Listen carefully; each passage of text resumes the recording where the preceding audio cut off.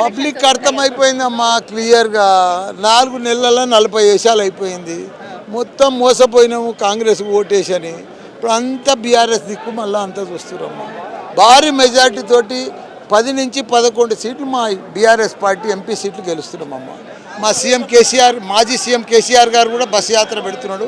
పెద్ద ఎత్తున భారీ మెజార్టీ తోటి ఇగో రైతులు అంతా మా వైపు అయిపోయారు. మళ్ళీ ముదాలు కూడా ఉన్నారు, ఇప్పుడు కూడా ఉన్నారు.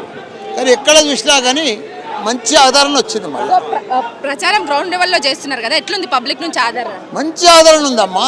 ఎందుకంటే వాళ్ళకు కాంగ్రెస్ వాళ్ళు అందరికీ మోసం చేశారు.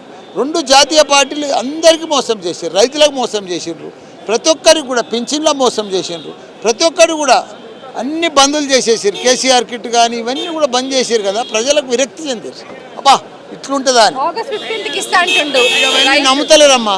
నువ్వు 15కి ఇచ్చినా ఎప్పుడు ఇచ్చినా నమ్మ